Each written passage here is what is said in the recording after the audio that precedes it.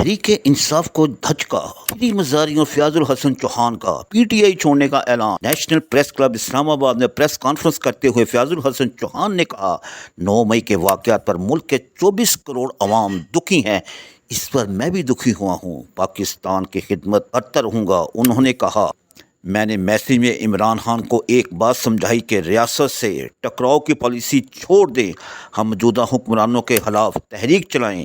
ریاست اور اداروں سے ٹکرانا سیاستدانوں کا کام نہیں ہوتا۔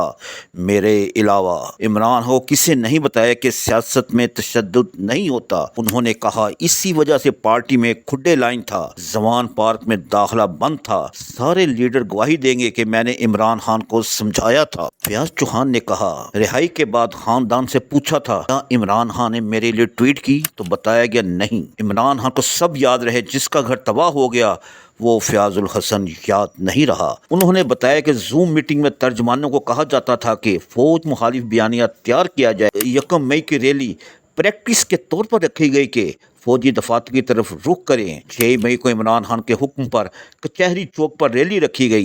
واسی کیوں؟ عمر تنویر کے علاوہ رہنماؤں کو رضامند کیا کہ مریڈ پل کراس نہیں کرنا۔ واسی کیوں کو ڈائریکٹ میسج کیا کہ جی پی او چوک پہنچے۔ انہوں نے کہا 14 مئی کو زوم میٹنگ میں بیرونی ایجنڈے کو پروان چڑھانے کی کوشش کی، 17 امریکی کانگریس ارکان کا لابی کرنے کا معلوم ہوا تو دھچکا لگا۔ فوج اور پاکستان سے محبت آج نہیں ہمیشہ سے تھی اور ہے۔ فیاض الحسن چوہان نے اعلان کیا سیاست نہیں صرف پی ٹی آئی چھوڑ رہا، صوبے شہر اور پاکستان کی خدمت جاری رکھوں گا۔ قبل عظیم پریس کانفرنس کرتے ہوئے شری مزاری نے اعلان کیا کہ اب میرے بچے، والدہ اور میری صحت ترجیح ہے، آج سے میں پی ٹی آئی یا کسی بھی سیاسی جماعت کا حصہ نہیں ہوں گی۔ گزشتہ 10-12 دنوں کے درمیان میری صحت خراب ہو گئی تھی۔ انہوں نے کہا ریاستی اداروں کو نشانہ بنانے کی سب کو مذمت کرنی چاہیے، میں بھی 9 اور 10 مئی کو ہونے والے واقعات کی مذمت کرتی ہوں۔